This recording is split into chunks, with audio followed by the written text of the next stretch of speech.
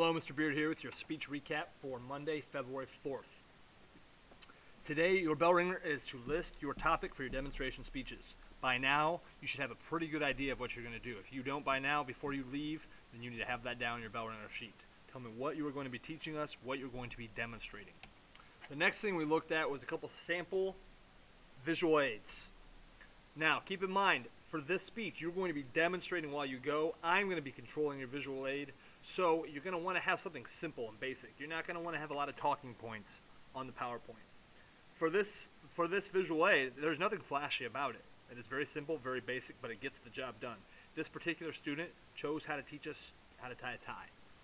And he had a tie and a shirt and a collar. And he was actually demonstrating this with the visual on the screen behind him so that everyone could see the exact placement of the tie in each step. It is very basic. He's just having an image, a visual to connect us, while he also shows us the visual of him doing it himself. And of course, he doesn't need a bunch of text up here because he's talking us through each step.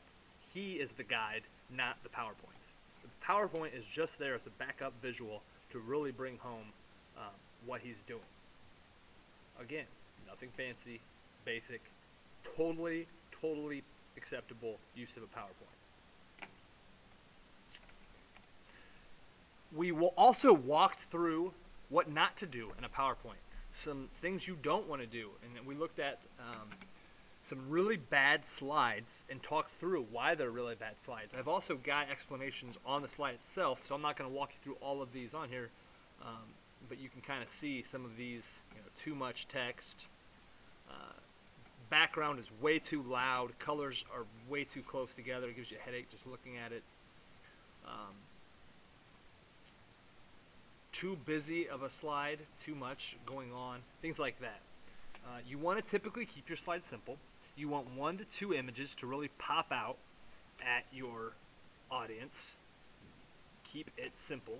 And you want to follow the rule of 6 by 6, where you have 6 words, no more than 6 words a line, and no more than 6 lines of text in your PowerPoint. If you keep it simple, like the PowerPoint I showed you, you'll be just fine. And that's it for today. The rest of the time we were working on putting together our visuals for our demonstration speeches and writing the outline. Thanks for listening.